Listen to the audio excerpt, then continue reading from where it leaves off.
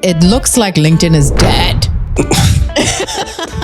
It is, isn't it? I thought it was cringe. People boycotting LinkedIn. And one person that we know in our space, Kyle Lacey, he basically says, hey, it's been over a year since I've actively used X or Twitter, but I jumped back on yesterday. Folks, it is 100 times better and will pull more of my attention away from this website. I still love the site. I'm not planning on disappearing, but I'll be straight with you. LinkedIn should take notice and try to adapt, or don't and watch some users disappear. This Carmen Vicente, she's social strategist in tech. She actually posted this thing, and we can use it kind of as a counter argument for posting across all these platforms. So she says, I've been posting on LinkedIn, TikTok, and Instagram for the past year-ish, and I have some thoughts about the effort to payoff ratio. But right now, I think LinkedIn is the best place for finding community and sponsorship opportunities. Instagram is a rocket ship for growth, and TikTok is a very good boot camp for how to make engaging content. Long story short, LinkedIn's the best. LinkedIn's the best. This episode is brought to you by our friends at Vector, aka the reason that your ad targeting actually works. You know, the ones with the cute little ghosties in the feed. Your favorite marketing team's secret weapon for ad targeting. See why at vector.co. Hello. Hello, hello. Welcome to Notorious B2B. B2B. Yeah, baby. Yeah. Okay. We got some interesting topics for today. Interesting is the word. I think interesting is the word. Interesting is the word. So it looks like LinkedIn is dead. It is, isn't it? I thought it was cringe. Is it? It's too cringe now. So we've been seeing these posts kind of float around this last week about people boycotting LinkedIn for no other reason other than like the algorithm and some of these big accounts. You and I are in some group chats with some big accounts, and they are very driven, ironically, by the numbers and the dopamine hits. They are, right? And one person that we know in our space, Kyle Lacey, CMO at, is it Docebo or Docebo? I think it's Adobe. No, Adobo. Docebo. I was thinking of the spice. Okay, so his kind of captures the gist of it. There are a few other ones, but he basically says, I'm not going to read word for word, but he's like, hey, it's been over a year since I've actively used X or Twitter, but I jumped back on yesterday. Folks, it is 100 times better and will pull more of my attention away from this website. 8 reasons why. Wow. He's like, algorithm is actually showing me things I want to see. Nobody's selling me a course or fractional work, which, by the way, X was the original course seller and stuff. Like, I feel like all the initial hustle bros were over there selling their shit. So I don't know, maybe that's changed now. And LinkedIn was just late, and that's why we've been seeing it lately. But anyway, the humor is actually funny, not some LinkedIn guy in a blazer or neat polo saying unpopular opinion. Do people even say that anymore? Like, I feel like depends on your algo. Now it's more uncomfortable truth. We've moved to uncomfortable truth from unpopular opinion. Nobody's humbled and honored. Every third post here reads like an award acceptance speech. I can't type this because I've done it. It's still annoying. It's fast and the conversations are meaningful. Are they? Okay. Maybe the not showing you posts from 5 years ago. But the difference though is like X's posts, you have a 24-hour window. And it's like, it's dead in the water after that, you know, but LinkedIn could still feed you some stuff many weeks later. So there's good and bad to that being part of the algorithm. Fewer, my dog died, my dad died, my mom died, I died posts. Not that I don't appreciate it, because I do. I have some EQ, but I don't need it every other post. But I will say, we talked about this last week. He probably interacted with the post like that. Yeah. And now he's seeing a ton of other ones like that. Okay. Less AI slop. Fair. I don't think I can even argue with this one. I'm sure there's tons there though. I'm sure, but it's single sentences, so you couldn't tell. If you gave them the opportunity to write multiple paragraphs, you would probably see uncomfortable truth, quietly doing this. It's not X, it's Y. But if you just have one sentence that's like, you know, here's something I thought of, blah, blah, blah, blah, blah. Like, there's not enough real estate for the AI tells. Okay. Nobody is turning their wedding, kids, soccer games, or church outing into a leadership lesson. I don't think Debbie's prayer chain will help the community as a whole. I still love the site. I'm not planning on disappearing, but I'll be straight with you. LinkedIn should take notice and try to adapt, or don't and watch some users disappear. And then he shared a screenshot of saying, well, I'm back, a screenshot of his tweet. Do they call them a tweet anymore? Their X. It's definitely a twit. It's like a twat or a twit or something like that. A twat, a twit, an XOXO. He has a screenshot there that says, well, I'm back because the B2B networking site that will not be named has been an absolute dumpster fire recently. Hey, everyone. And that got 6,400 views. So it's like the thing we talked about before we started recording, where it's like a few years ago, someone could just post, this is what I'm eating for lunch, and it would go viral. Like it's almost chasing that kind of dopamine hit, right? Well, one, love Kyle. So everything I say after that, just want to preface that 100x is a stretch. Let's be clear here. 100x better? Come on. Is that what he says? Didn't he say 100x? Yeah. Yeah, it is 100 times better. Yeah, you're right. It's obviously a stretch. I mean, come on.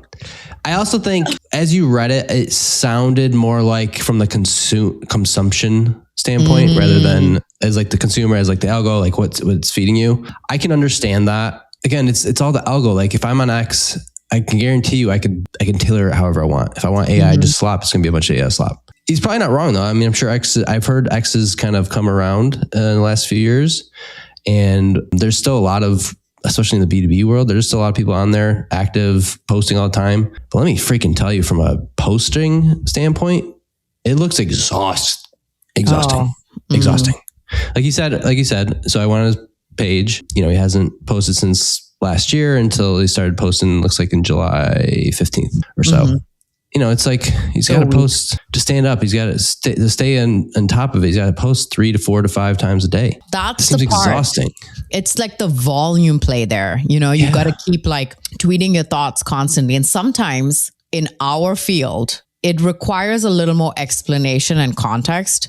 Like, you could go and post about pants or whatever, and you can make a single sentence about that. Like, oh, we need to make more curvy pants for women or something like that. Cool. Everyone gets it.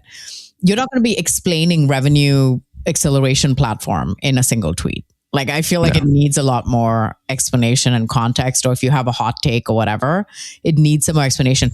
Oh my gosh, they do threads there.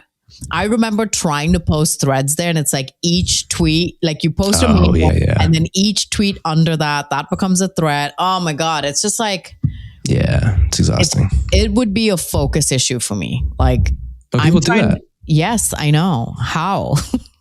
Well, I think they have changed. Like, I don't know the rules on X anymore, but like, I think it's the character limit's longer for some areas. Like if you pay for the blue check mark. Yeah. So I think it's a little bit different now. I think the answer is both at the end of the day, right? Like you have to do both. I don't know if 100x is the answer. I don't know if we have to do both, because every time I do this, we did this with the show where we were like, okay, we're on YouTube. We're going to start a newsletter so we can get people, we can create this loop, yada, yada. And then we talked to a bunch of people about newsletters, and we finally decided to pull out because we're like, no, we need to master like one channel, which is YouTube and or even Spotify, right? But mainly YouTube. Like, how do we do that? We just had a long discussion about thumbnails, and we're trying to learn that. Now you try to learn that along with other stuff, and people are going to be like, well, you guys are on TikTok and Instagram too. Tim and I aren't very focused on that, although we should be. We have our businesses and we're focused on the long form video and then maybe promoting on LinkedIn. But our VAs kind of handle the other social side. And I think once we start conquering one, we can move our focus to like what's good on the other ones once one thing is automated. But that's what we're trying to focus on now. The other thing is this Carmen Vicente. She's social strategist in tech. She's a LinkedIn top voice. She has 30K on TikTok, apparently. Hey, yeah. Okay. She actually posted this thing, and we can use it kind of as a counter argument, but a little more data points than 100x for posting across all these platforms, okay? So she says, I've been posting on LinkedIn, TikTok, and Instagram for the past year-ish, and I have some thoughts about the effort to payoff ratio. Here are my receipts and unsolicited opinions. So on LinkedIn, she's posted consistently 3 to 5 times a week for the past 18 months. And that I consider to be a high lift, high value spread of content. So think analytical video essays, aggregate trend research, and very few shit posts or memes mixed in. Speak for yourself. Anyway, so she goes, since the spring of 2024, I've gone from 0 to 22,000 followers. So what's that, like a couple years now? I think that one LinkedIn follower is worth 5 to 7 Instagram followers. Fight me on that. That's pretty fair. I've done about 8 partnerships on LinkedIn in 2026, and total income this year is around 5-figure range. Okay.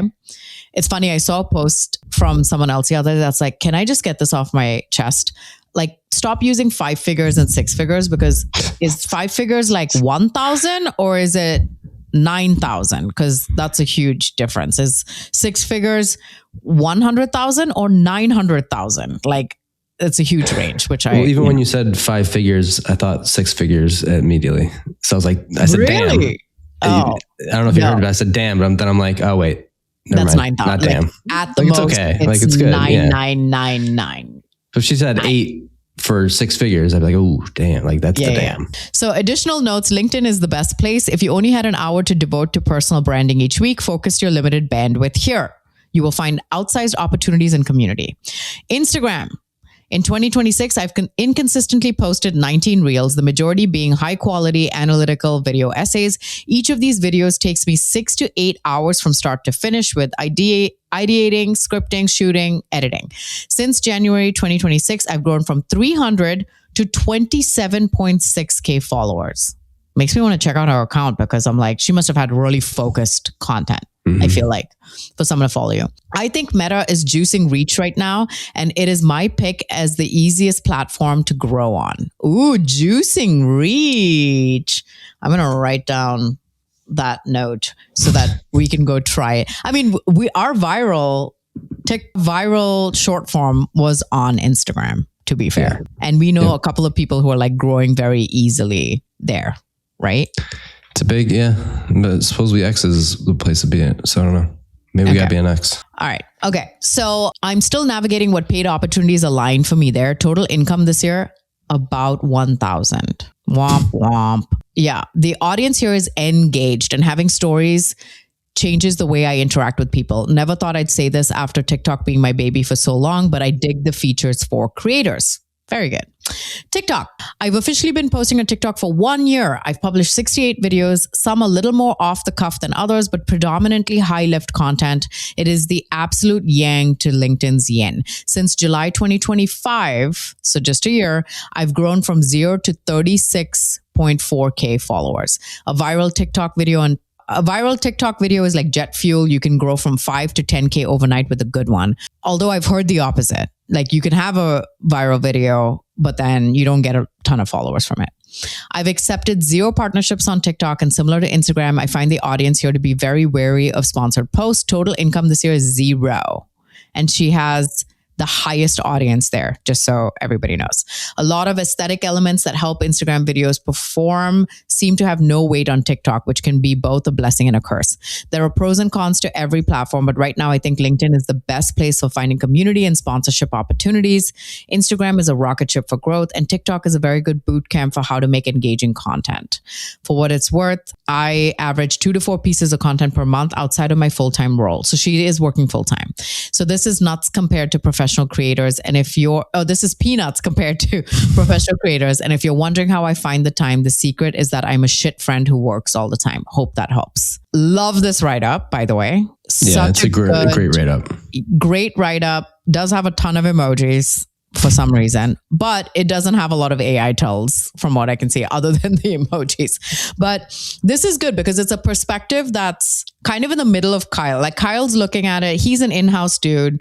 They like the dopamine, the brand awareness, yada, yada. I don't know of Kyle doing any brand stuff. It's kind of hard, I think, for a CMO to do that when you are a CMO of a software company to then go do brand partnerships. It's kind of weird. So maybe he's not thinking about the monetary aspect, but she's kind of giving you both. She's like, here's what it is from an engagement perspective. Here's what it is from a money perspective. All of those things. You can kind of think about what you want to do from there. I want to grab your thoughts before we share ours. I think I'm doing something wrong. Why? Well, because you're on the other platforms, right? Yes, here and there, right? Like I never, there was a point in time where I put effort into TikTok, and then now it's like I'll post some videos that are not like very specific to LinkedIn ads, because honestly, they just don't do well on TikTok or Instagram. Any of that doesn't even matter. But like it's those like AI songs I'll make. I've made like 5 or 6 of them now, and I'll put them on TikTok, and some of them get pretty good views. Like I think one got like 65,000, one got like 90,000 or something like that. On average, they get over like 10,000, which is really cool for TikTok. For me, like there's other videos I post that get like 100. On average, it gets 10,000? Those specific videos only. Okay. I'll post something about I'll do fruit cutting and about LinkedIn ads. Gets me like 200 views tops. So it's just like those videos specifically work well. I'll post them on Instagram. I'll get like 500 views tops.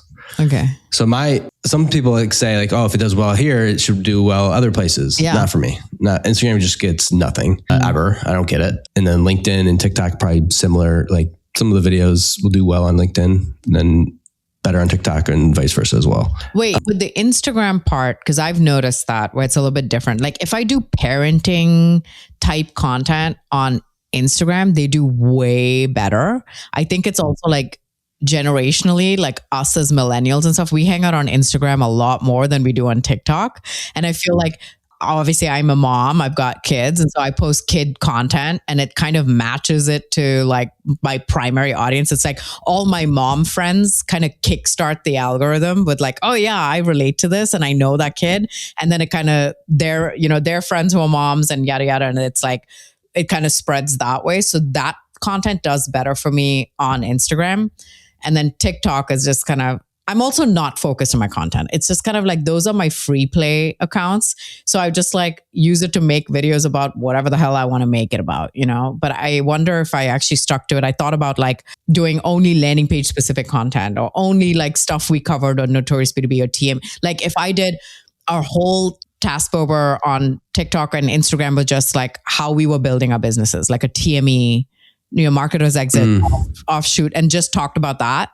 And like, guys, today I'm meeting with a new CPA. Let's see how this call goes or whatever, just stuff like, I wonder if it'll do better that way. Well, and that's the thing. Like what I'm talking about is like from the business standpoint. Yeah. If I post on Instagram, if I just post my son all day, it'd be probably better, way better, fair. Yeah. But just from like a standpoint of like B2B, but like even those videos, those are very high level. They're not specific to like, they could be pretty much anyone that's in marketing or sales or something like that, but they just do not do well on Instagram. But this girl getting so many followers on TikTok and all that from like 9 posts, crazy.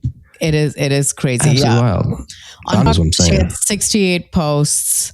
And then on Instagram, she had 19 reels inconsistently and got to 27.6 thousand. Yeah, see, like what? I cannot even get close to that. She is a social strategist. Like she knows some shit that we don't know. I could be a social strategist. That's not fair. That's like whenever I tell my husband, I'm like, oh, look at that. That's such a nice dresser. And he's like, I can make that. I'm like, you ain't making that. So I do that too. Yeah, okay. I think overall, it's just like, I think she's right. I think LinkedIn is bang, like the whole follower thing, like 1 follower on TikTok's worth 5 followers. Or no, opposite. 1 follower on LinkedIn is 5 followers on TikTok. I agree with that whole, like completely. Yes. I would say it's even more. I agree on the money potential. And hopefully she doesn't mind me sharing the story, but like Heike Young, she was on a rampage on TikTok last year. And she did this whole thing. She grew her followers very quickly. She was featured in some magazine for how quickly she'd grown TikTok. And so she'd started making all these like marketing skit videos and stuff. And then it kind of pivoted a little bit into corporate life advice, that kind of stuff, like how to get promotions at work and stuff. So she curated this audience. Few videos went really viral, whatever. And I just went to visit her in Cleveland and I was like, what happened to your TikTok? And she's like, yeah, I stopped putting so much effort into it because I had this epiphany essentially where I've spent so much time and effort doing this. I like made this goal, I committed to doing it. But as a person who specializes in user generated content, and that's what I'm selling and like all of these things, I realized like I didn't have a strategy. I started doing it as a fun thing. I made this goal for funsies. It wasn't anything. And I realized I was putting so much effort into it and just not enough returns. And if I had made it maybe about something else, cool. But then people who were reaching out to me were like, can you help me with my job? Do you offer coaching? Do you like do these things? And she's like, that is nothing of what I want to do. And could I build a business doing the coaching? Sure. But like my higher ticket, high value clients, like I'm better served in doing fractional content, or like helping B2B companies with UGC. And that's a higher ticket offer for me and less work. And then having these one-off like $200 coaching calls or whatever. Right. And so so she was kind of like, I just had to take a step back to just get clear on what my priorities are with the little time that I have every week. Cause she's also trying to do something similar to me where it's like work a few days a week, prioritize family. She's like, so am I going to spend all my time doing these TikTok videos, getting people who want coaching and it's like everyone and their brother, or do I focus on LinkedIn, get the UGC, EGC type work that I could be just really good at for higher ticket, right? The higher ROI kind of stuff. So that is something to consider too. Like, why are you doing it? If it's just a dopamine hit and you think you can just grow followers and you just want that, cool, go for it. If you're eventually thinking of an out or side money or whatever, like understand that follower count doesn't translate into like money. You and I probably have hit this, what Brendan Huffer calls the popularity tax. Have you heard of him talk about that? Where he says, essentially you become so big that you start becoming almost unapproachable, where they don't think that it's like, not real, but it's, for example, I saw this post about, Billy, Banter with Billy is this podcast I was on, and she interviewed Jess Cook. And Jess Cook had told her, you need to run like micro influencer campaigns. That's how Vector's been growing.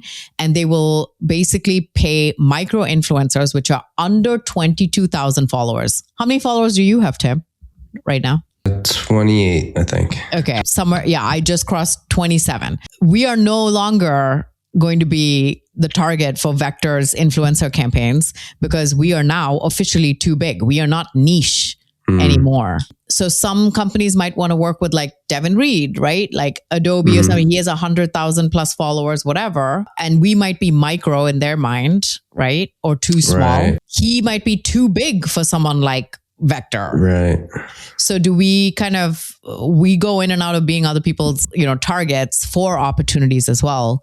Because every time I have a discovery call, it's like, and will we be working with you or are you going to pass us off to someone? I'm like, no, you're working with me. Why wouldn't you work with me? Yeah. Wait, and what? That's why it's literally the first FAQ on my website is, will I be working with Tess? Yes, you will be working with me. Oh, from landing page, you're saying, or are you saying about from influencer? No, from landing page. So any kind of engagement, it's like, there's that tax where it's like, okay, now are you too cool for school? And so that's just, I don't even look at my follow count. The only reason I know I crossed 27 is because Nash told me. He's like, hey, you crossed 27. I'm like, oh, cool. I just don't want to look at it anymore because I feel like it's going to hurt me more than it's going to help me. I'm like at a sweet spot. I just want to stay there. Like if I could just stay at 27, it would be great. Like just stay right there. You know what I mean? Sounds like you need to cut some. So you can get into that micro. I probably could. I have 7,000 connections. I could probably. Yeah. Honestly. I mean, if you really look under the hood, like the amount, I don't actually like filter connections. Like if someone like tries to connect with me, I just basically accept. It's really annoying. Actually, it's stupid. So there's probably like 10,000 people that are just backlink sellers that I should probably just. Yeah. Maybe that would make such a cool post. I want to cut followers. Let me look into it first. If I write a post and say, I want to cut followers, and then people are like, okay, all right, bitch, I'm going to unfollow you. And then suddenly I have like 2,500. Be wild. That'd be hilarious. That would not be hilarious. That'd be an epic comeback story. Maybe it's best if I just cut them myself instead of. Well, that's what I was going to say. You just cut it. You don't do that. Actually, you can't just cut followers though. You have to like block them. Oh, I have to block them? I would assume so. Yeah. Okay. Well, interesting. That's good to know. Long story short, LinkedIn's the best. LinkedIn's the best. Okay. All right. Speaking of LinkedIn being the best, please tell me. Okay. This one's interesting to me. All right. We're back on LinkedIn, but a different story. All right. So let's do it. So new kind of study came out recently stating LinkedIn could in theory be a dating app, and the study supports it. I mean, you've always known this. Remember, we covered a story and you're like, it could work. It was like one of the best moments on the show. I do think it's actually an undercover one, but any platform could be a dating app if you think about it. Just like not being an actual dating app, because people are sliding the DMs all the time in other platforms. But this, I do think LinkedIn has the best potential for a busy person. Let's just go so the study. Yeah. Now, this isn't the biggest study in the world, but it was 1,023 total people, I believe, by Zeddy. They call it the LinkedIn Romance Report. Yes, LinkedIn Romance. Okay. They surveyed 1,023 people, U.S. employees, and asked them a bunch of questions. And some of their key findings were this. So 65% believe using LinkedIn for dating could actually harm their reputation, but 1 in 8 have formed a romantic relationship that started on LinkedIn. 1 in 8. What? Let me just be clear here. 1 in 8 people formed a romantic relationship that started on LinkedIn. Wow. 1 in 5 also admit to using LinkedIn to research a potential romantic partner. That is fair. That is fair where like as part of your overall stalking process, as people who are dating do, they will, do like check them on social. So Facebook, LinkedIn, what did they do for work? I feel like that one is fair. But the 1 in 8, okay. Anyway, keep going. I'll go deeper on that as well. They also found that nearly half, about 48%, believe information on LinkedIn profiles is more trustworthy than on other dating apps. I agree wholeheartedly with this because that's just true. Like, think about all the people. I didn't get to use the dating apps, which really kind of makes me mad sometimes, but I'd have a lot of fun, I think. You would have had a ton of fun. But like I've heard so many stories of people like just renting out a dog for a day just to put a puppy in their picture, like stupid stuff, like just fake stuff all the time. What? Or like saying what you do, but it's not even close to what you do. And like, all that stuff. Okay. But in LinkedIn, you have to be because your employer's there. Right. Yes. And then what draws attention, besides profile photos, which 50% of people said draws their attention on LinkedIn, workers say that the personality shown in the bios or the about sections, 55% people said that it also draws the attention. Like if you're looking through a profile, they're looking at a profile photo, they're looking at the about section, mutual connections. Interesting. Okay. Those are the top 3. They do have more though. I do want to just go to those. So basically they asked all these people, what are the top 5 drivers of LinkedIn? Wait, not the infographic. Oh yeah, 100%. You got to have the info.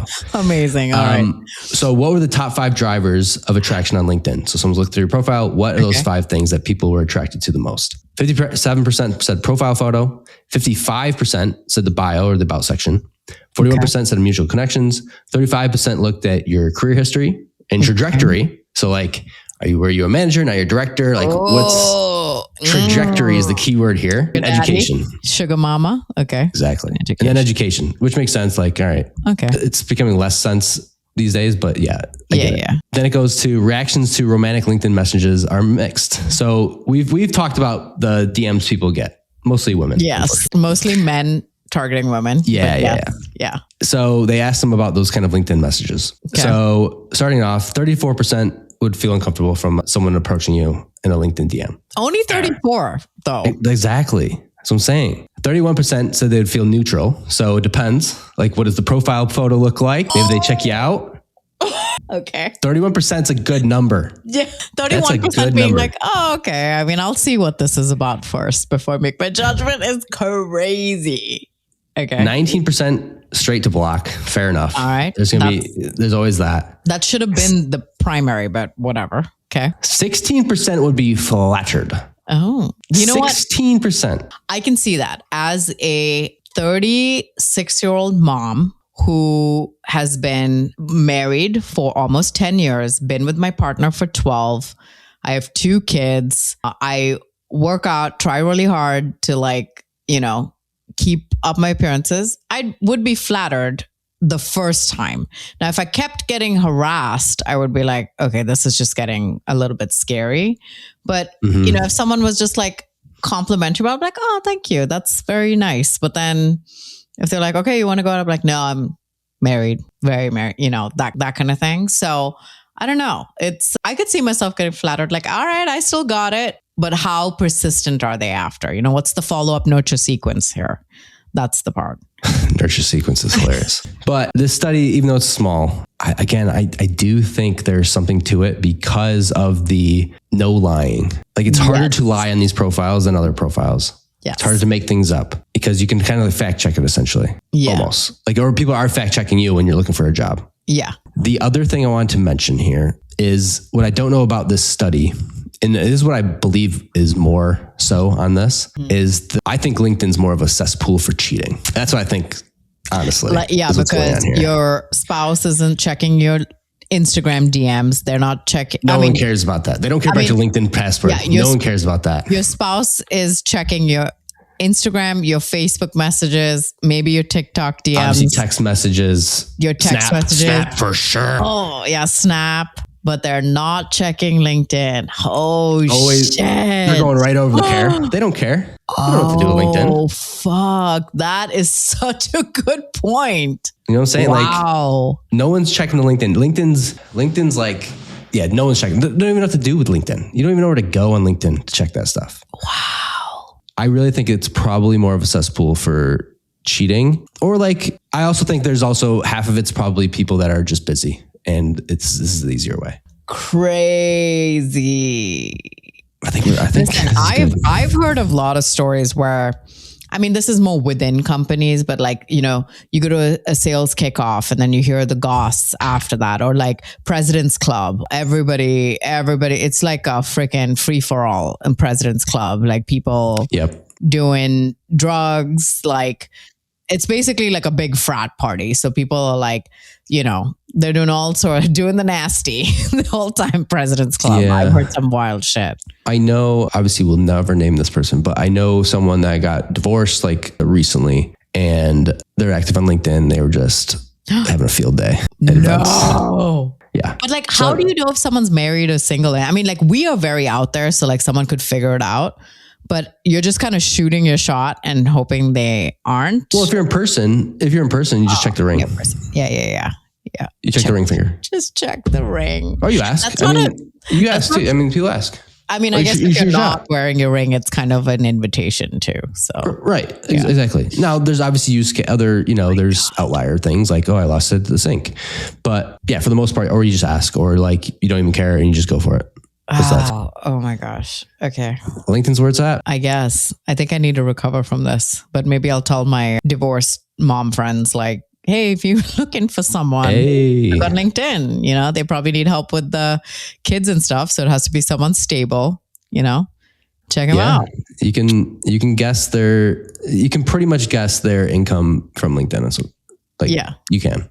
Perfect. Oh my gosh, we'd automate so much shit with dating if Codex was around back then. It'd be so good. Would you though? Yeah, I would. I would be like, I just listened to Marketing Against the Grain today where the guy gave these Codex tips and he basically went through 6 years of iMessages and Codex told him, you know, which ones he's drifted away from, yada, yada. Now apply that same logic to your dating and you'd be like, okay, based on these patterns, does this guy have a higher propensity to ghost me? Or which ones were good connections that I let go of? Or, you know, like based on this guy's profile, and go search Tim Davidson's LinkedIn, his web presence, you know, any social media stuff. Give me all of his information, you know, like all of his social links. So it can kind of give you a round thing and then a summary of his just like online presence or where you can determine. I bet you would come back with Tim Davidson's mom, dad, like the names, the socials, potential phone number. Socials. Yeah. Not social security. No. Social links, not your social security number. I would do nothing with. But like, just all of that. You know, here are your mutuals. You should reach out to this person. Come on. Oh my God, we would be dangerous if we were dating right now. Okay, moving on. Hey there, Jess Cook, head of marketing at Vector here. And anyone who listens to Tass and Tim on Notorious B2B is a friend of mine. So I'm going to hold your hand while I say this.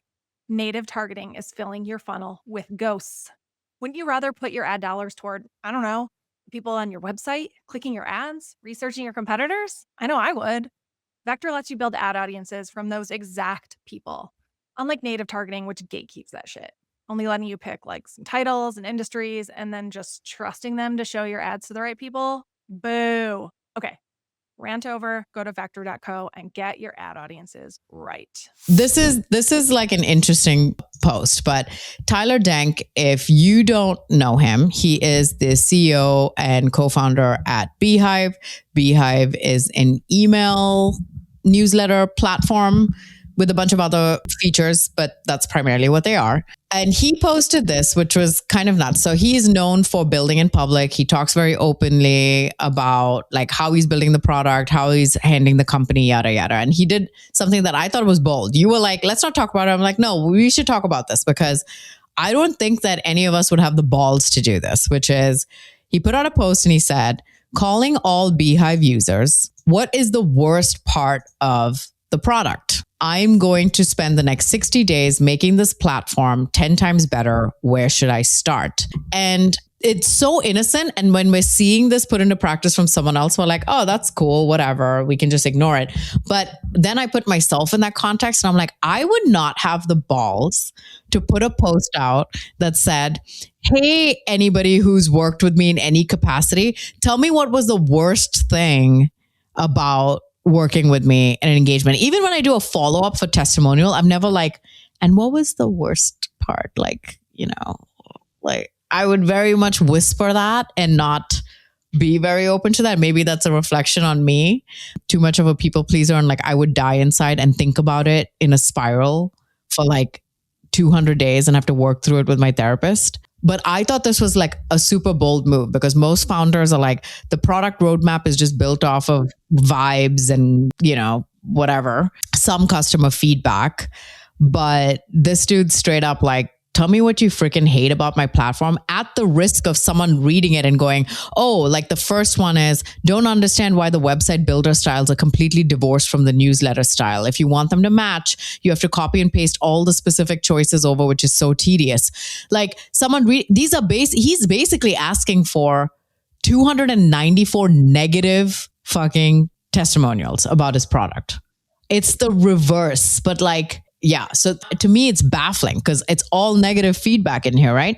The website builder, which obviously the website, it seems to be the biggest thing, but he knows now this is the shit I got to fix first. And then there's tons of feedback here. Website builder. My 3 suggestions: make it easier to create and deploy tipping one time or by month.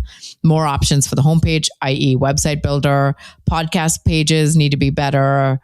Brushing up against limitations on website builder. Everybody's saying website builder, but now he has a clear signal. I need to freaking fix the damn website builder. That's what he's working on this actively now, which is great. Like real-time feedback. But now anybody who would have considered, he's taking that risk, considering a newsletter platform, maybe wanting a website as part of it, is like, I'm just going to wait till he fixes this before I sign up. What are your thoughts? Well, on your last question, that's actually probably a good thing. You'd rather have them come in when they're ready. If they're going to come in and expect a website builder and it's crap, then you're going to get a bad review. True. You'd rather just do the other part. My thoughts on this is it's just really good product feedback. Now, to be clear, not every founder can do this because he has a following. Yes. A lot of founders that do this won't get a big response. Like this. Yeah. So I think this is brilliant because there's so much gold in here that I can guarantee you his team just went through and just like, all right, let's prioritize this, and this. Let's do this. We can't do this, but let's put in the roadmap. Like their team's probably going through that all and like getting so much good feedback from actual users in a place like this. Yes. Which is awesome. I don't see the problem of even putting it out there. Yeah, they're giving you like negative feedback. Yeah. But your whole point is to get that negative feedback so you can make it better. What he's doing though is such a smart play because the risk versus payoff, like the ratio, it's like he's willing to do it because he's responded to almost every one of these comments and told them, I'm working on this right now. I'll fix this in the next week. Not, it's on the roadmap. Yeah. No. He is literally saying, we're actively fixing this right now. Thank you for this, sir. We're working on it right now.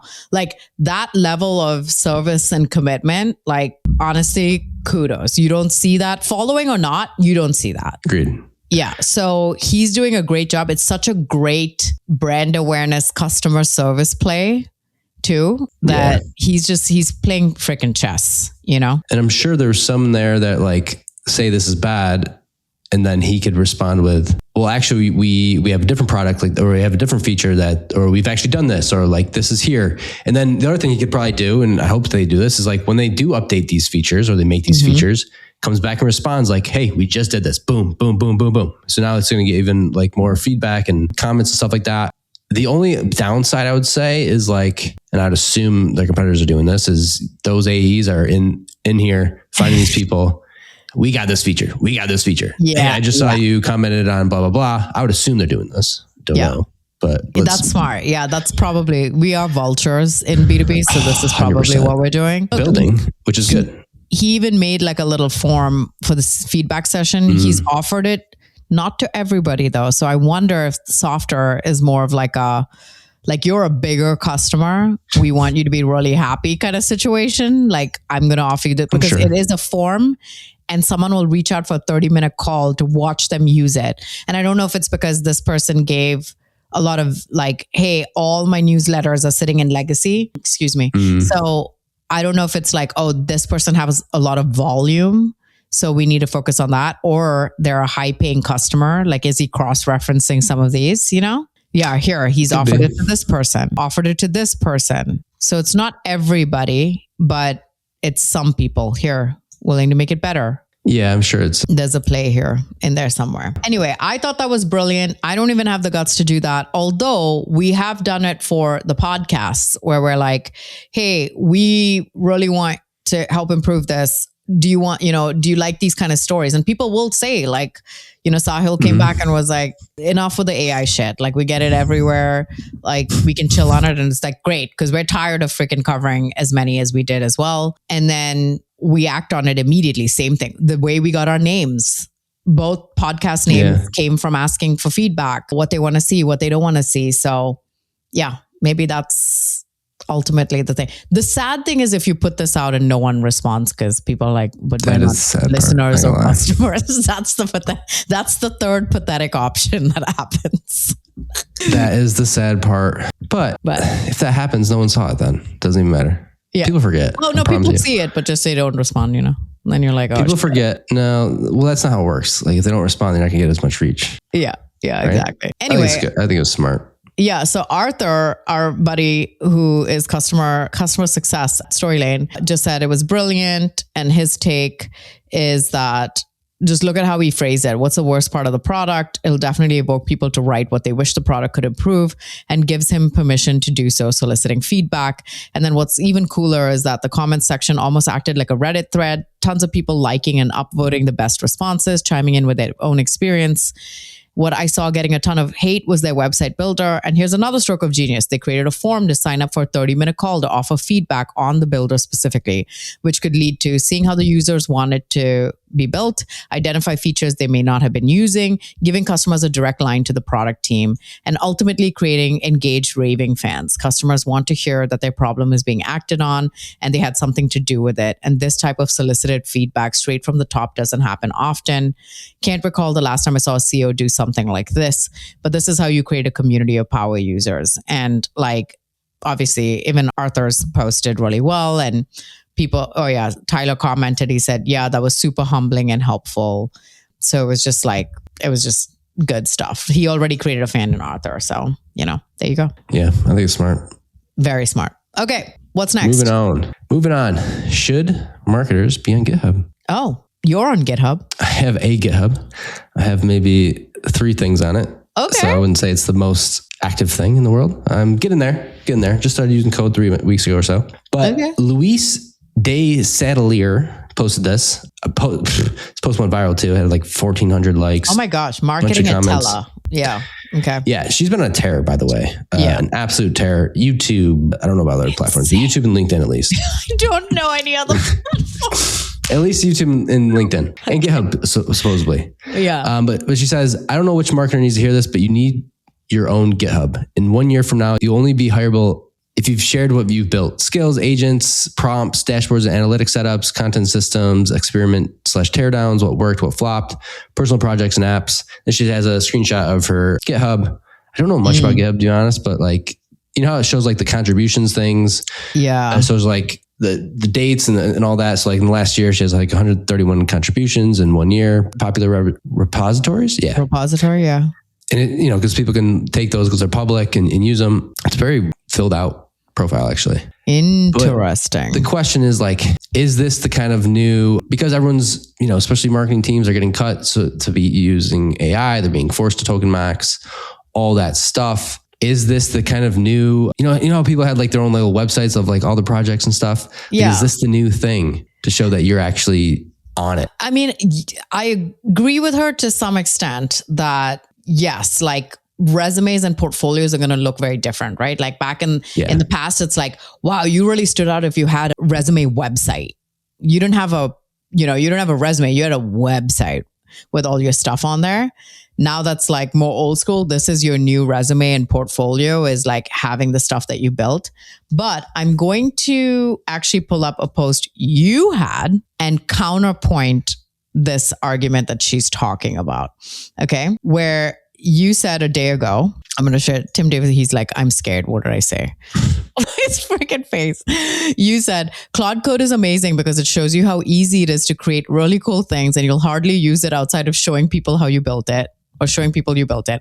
And it's extremely addicting. So you just keep creating and creating and creating, only to build up a graveyard of things you'll hardly use or never use, including the dashboard to manage the graveyard of things you hardly use. And I feel like that's ultimately what happens. She has a pretty filled out dashboard.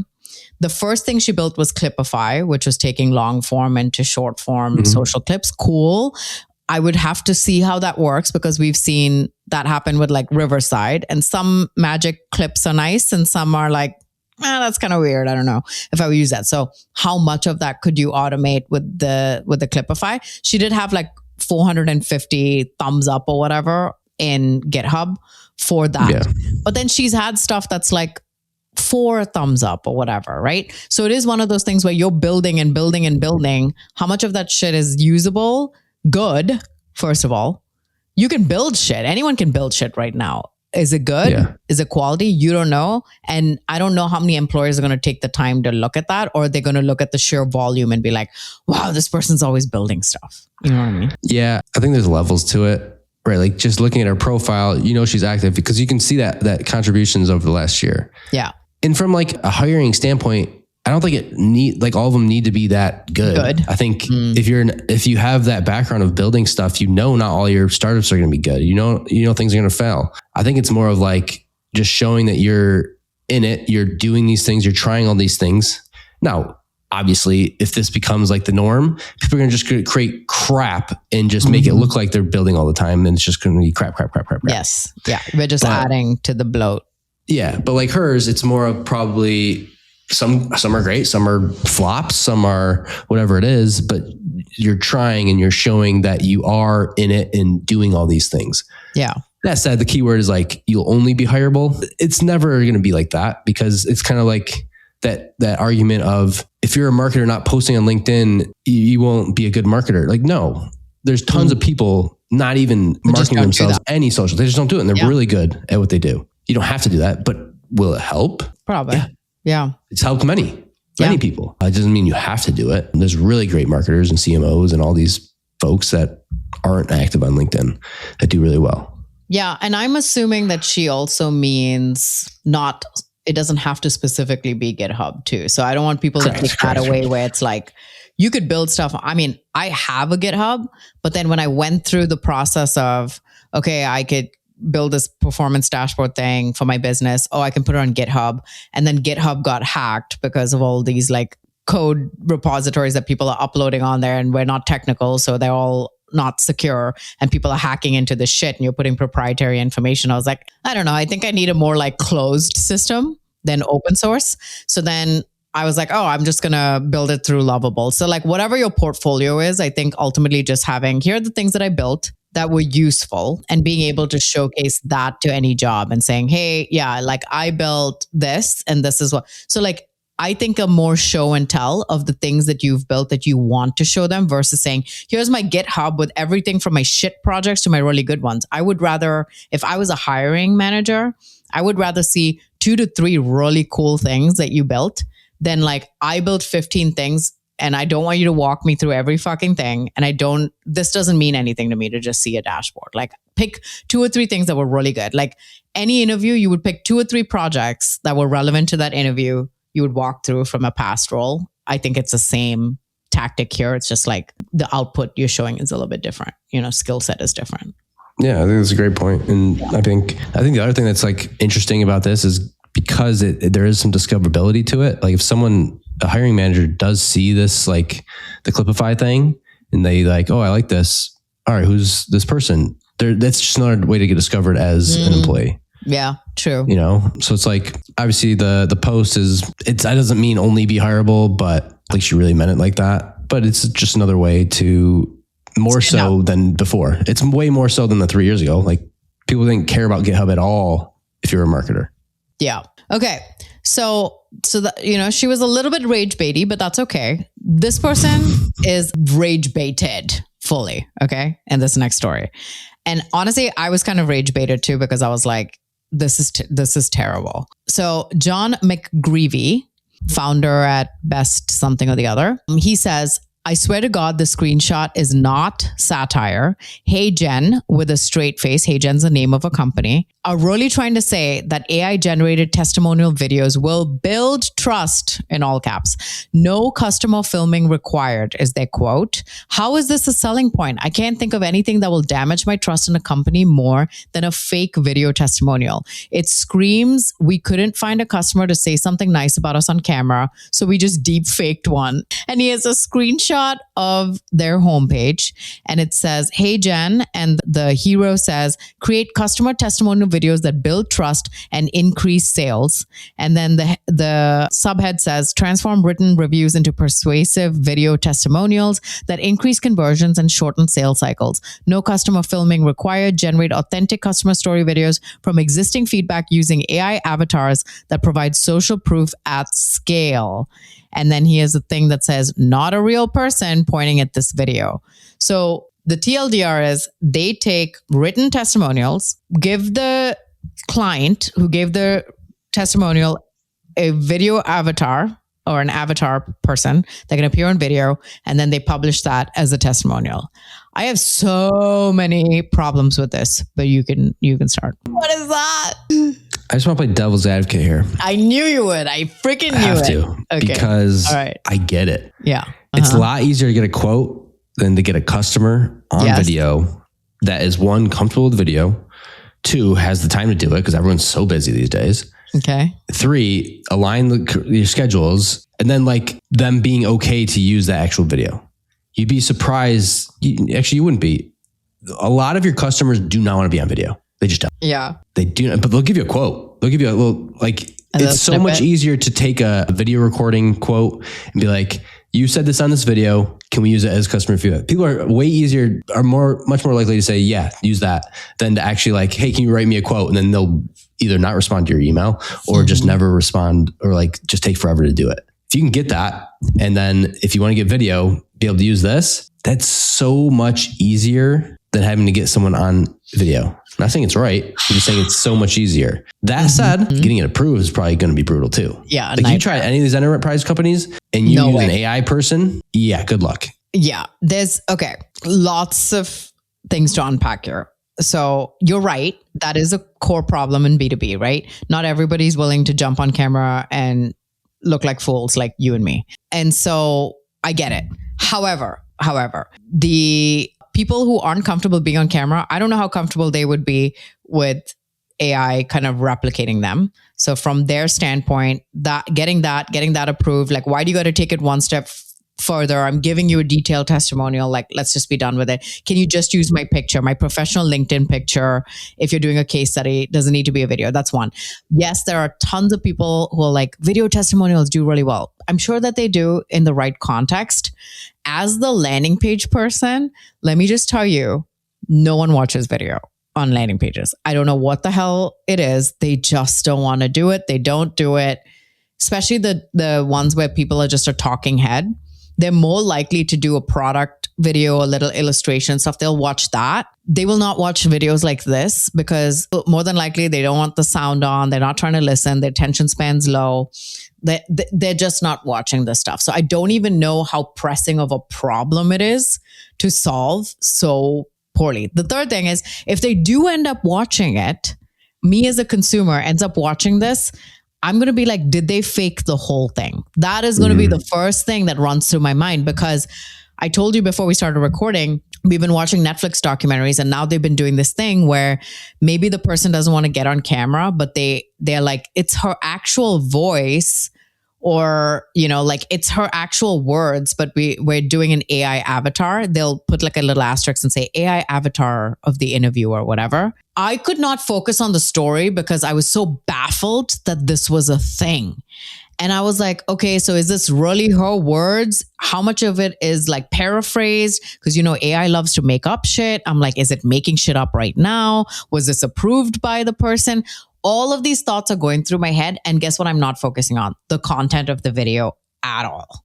So I just don't know if the risk or the juice is worth the squeeze in this case, with this kind of thing. Does it make it better if instead, because on this thing it says not a real person, but say it's a testimonial, but you use their profile photo and you just make an AI avatar of them. Terrible. But it looks and feels like, let's just say not now. This wouldn't be happen now, but in 6 months, it is them. You couldn't tell the difference. Is it better that way? Better to be a fake person to saying it. Maybe if you couldn't tell a difference, I don't know. I would have to see. I'm yet to see one very, very good replica of a person, or like maybe we have a trained eye where we could look at something and be like, yeah, that's okay. Would someone who's like, maybe a manufacturing company is selling to plant managers who aren't in like our space looking at AI shit every day, and you would have this and it'd be like, wow, that's like a really polished video. I don't know.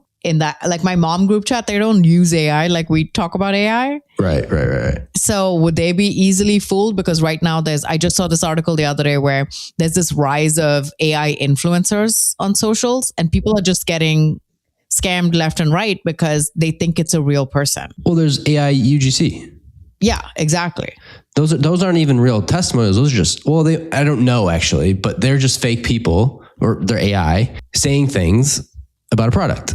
Yeah. So this is actually, that's even worse than this, but it works. Yes. It's probably worse if it appears more real. But that's the thing, like if that works, this would work even better if it's a real testimonial. I think it all just comes down to the approvals. Yeah. And I don't know, but I don't think actually, I was just looking at the logos. I was going to say, I don't think it's B2B, like this would be more of a B2B thing. I think it's more of like a UGC, like D2C thing. Mm-hmm. But because like to your point on landing pages, yeah, they don't work. They might be watching it there, but they're going to be watching on TikTok and Instagram. Like those work, but I just look at the logos. It's more B2B.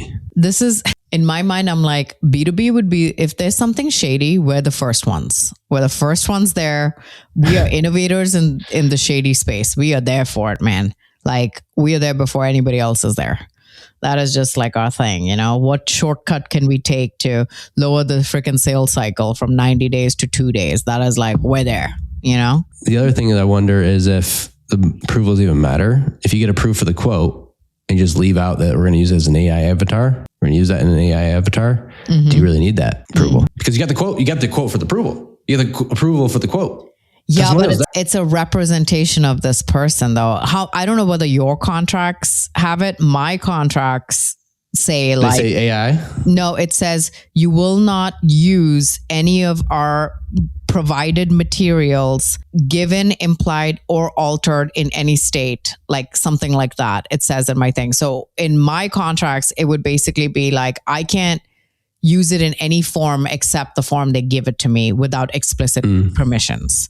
So you That's like standard contract language. Can you change the text color? Change the text if color? If the quote was an email, black, whatever the email font is. Yes, you can use the Can words. you change the font color? Yeah. So you think this is the equivalent of changing the font color? You said no. You said to use it how it came, basically. So when I sent the request for the testimonial, I was like, hey, can you give me a write-up that I can put on my website? I've provided the context with where I will be using it, what I will be using it. If I have to say, can I use it across my marketing, advertising programs or whatever, then they're giving permission to then alter it to fit these contexts. So I would say that is covered in there. But if I'm just like, yeah, AI marketing context, and it's like, I'm going to put you in a freaking avatar video. Well, that's what I'm saying. I don't think they're telling them. I don't think they're telling them. Yeah, I don't think they're telling them either. That's the problem.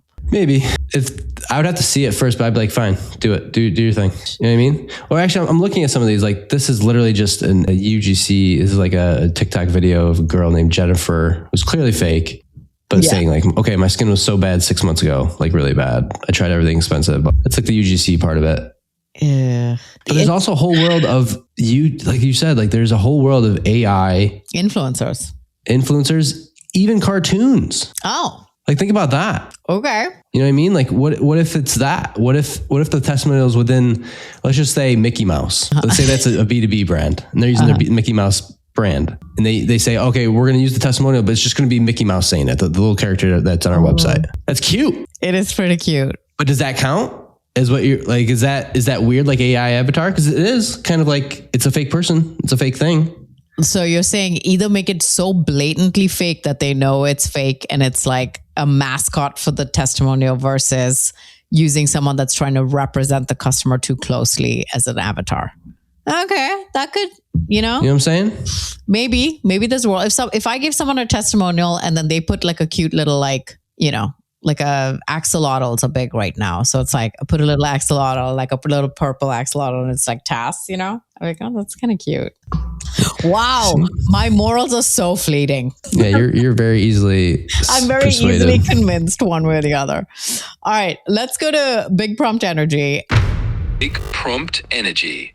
I wanted to talk about this for a couple of weeks right now, but I got this newsletter because I thought, Adam Robinson's newsletter, I am signed up for them. I get them to my inbox. I also saw his post on this, but I'm going to skim through the email, which, by the way, his subject line is kind of baller. Am I a scumbag for this? And he said, an AI is iMessaging 1,335 prospects pretending to be me. It's working scary well. So he said he's messaging these people who simultaneously signed up for MoldSet's wait list, and it's the single best discovery motion I've ever run. Here's how it works. It set the stage. A few weeks ago, a guy named Eugene DM'd me about creating a webinar. He had no idea that 2 years ago, I tried to make myself the next Russell Brunson selling our B2B one-to-many, bundled with courses and community, and failed miserably. He pitched me a webinar funnel, but I was much more interested in how I could use his product in a way no one had before. The product, I'm collecting phone numbers on MoldSet's waitlist and webhooking the number to oneprompt.com. OnePrompt is then engaging these people as me on iMessage and WhatsApp. I'm gathering all relevant discovery information, who they are, what they do, exactly the workflow they're planning on doing with MoldSets, what contact data vendors they're currently using, etc. As I mentioned, we're having over 1,000 conversations with qualified prospects. Now, this is assuming 1,335 have responded. Okay, Adam, come on. He's saying I'm currently having 1,335 convos. Okay. With qualified prospects, I have people DMing me nonstop asking if it's a bot or not. It's like the movie Her.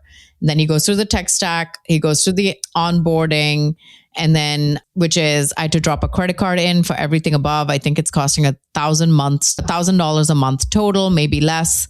I had to answer a series of very basic questions about the intel I was gathering. I gave Eugene access to the form, created some viral posts about how MoldSets is going to wreck the contact data market.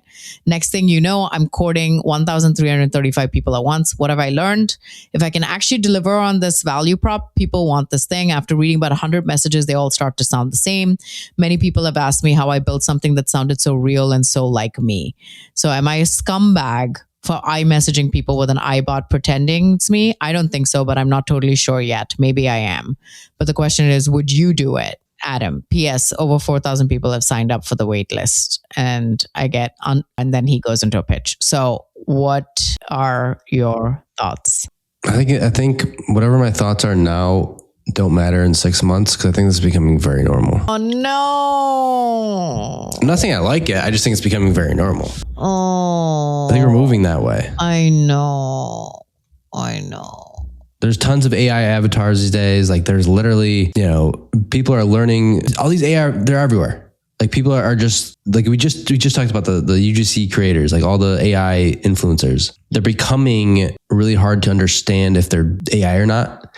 So this, like, at some point, does it really matter if it's Adam or not? Yeah. Because it's so, the only difference becomes maybe it's not as personable, but also like one's 24/7, one's not. As in, Adam's not 24/7 because he's got to sleep and stuff and eat. Man. In the comments of his LinkedIn post talking about the same thing, he also has a screenshot here, but I can't tell if the screenshot is him talking to someone about this motion or whether it is an example of one of the conversations he's having. So I won't read it. I'll just let you decide when you go to the links.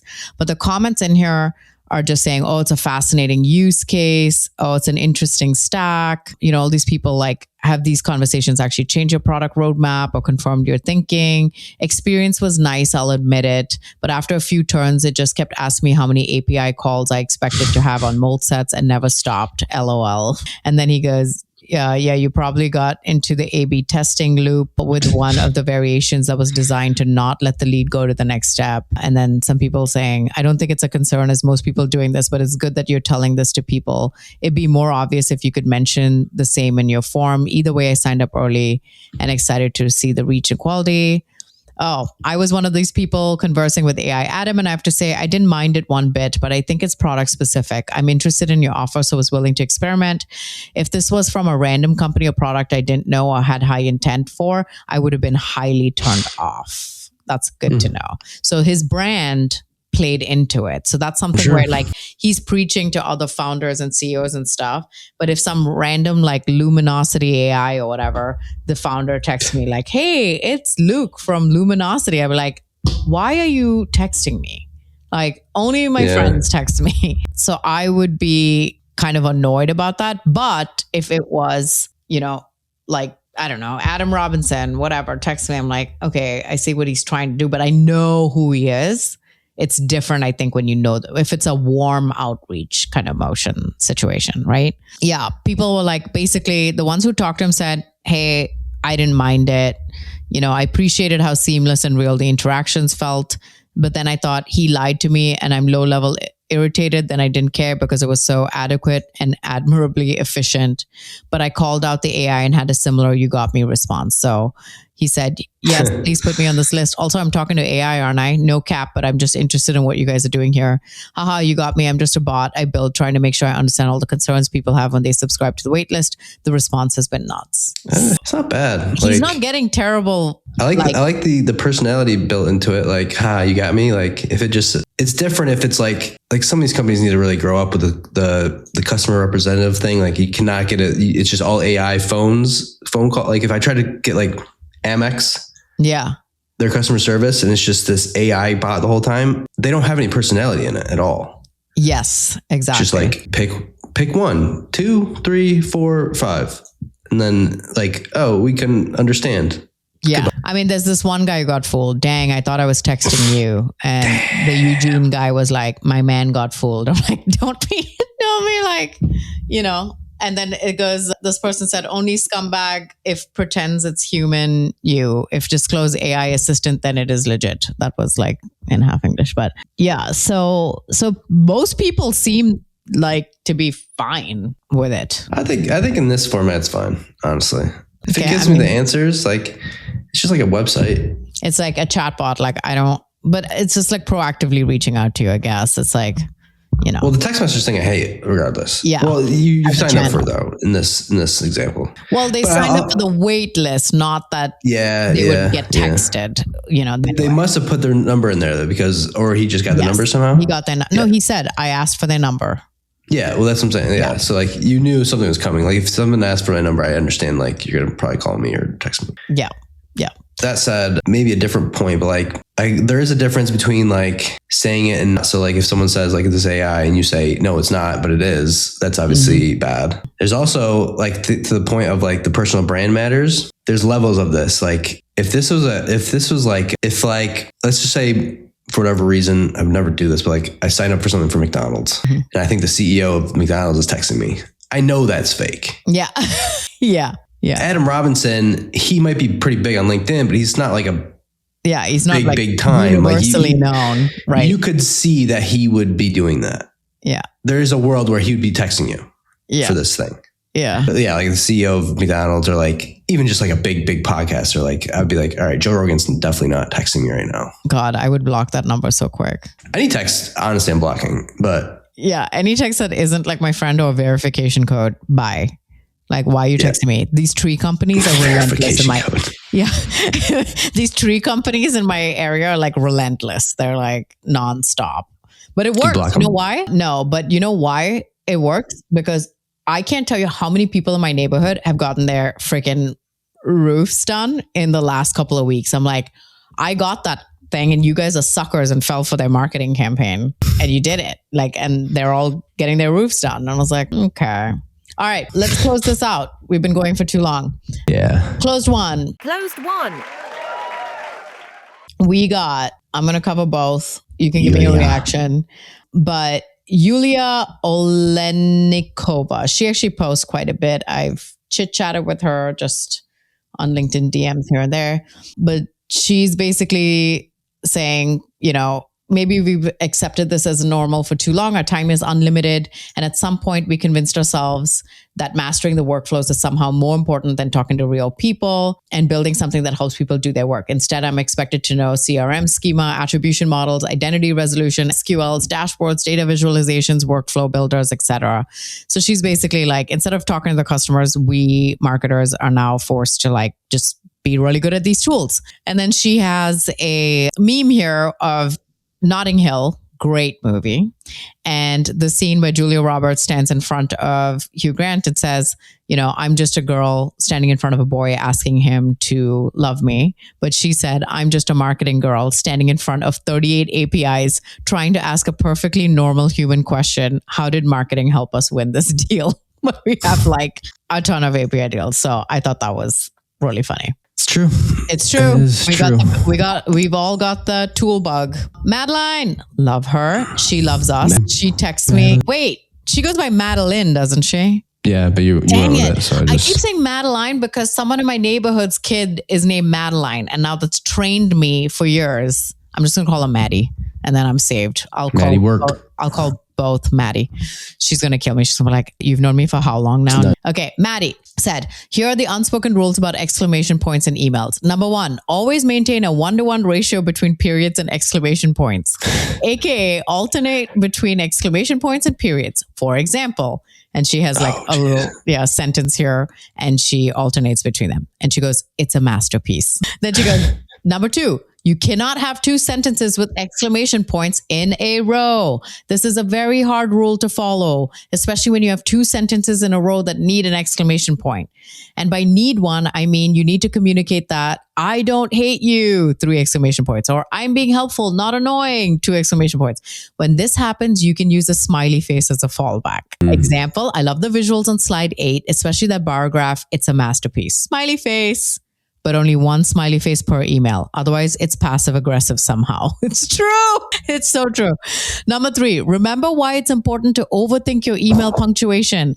Too many periods equals I hate you, I think everyone is an idiot, or I'm a corporate drone. Too many exclamation points. I'm deranged. I drank too much coffee. I'm too excited about the slide deck. The only thing that separates the deranged from corporate drones is the number of exclamation points they have in that email. Number 4, ask yourself, why am I overthinking my email punctuation? Most important part of overthinking is to recognize how insane it is to be overthinking email punctuation. Because why am I counting my exclamation points? Literally, who knows, but it's very important. Almost 800 freaking reactions. Blew up. Because it's true. We all do it. The overthinking on the exclamation point is wild to me. I do it all the time. I do it all the time too. Too many exclamations, like no. You know, I use Willow for voice dictation and it's like learned my behaviors and it's marked me as like casual, you know, like casual conversationalist. For apparently, according to Willow, casual means I want a freaking exclamation point after every single sentence. I'm like, no, I'm not that nice. Like, chill out. And then one of her top comments is herself saying, I assume the 4 people who saved this post will pull it up every time they write an email to make sure they're following these rules, which was funny. But anyway, follow those rules. Come back and see us next week.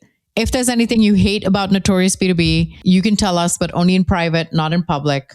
Otherwise, like, subscribe, watch us, tell your friends about us. We'll be eternally grateful. Do it in public. We don't care. Also. No, I care. Big thanks to Vector for keeping our ad dollars where they belong, in front of people that Seth would love to talk to. So stop donating your money to native ad targeting and start targeting your exact buyers with Vector.co.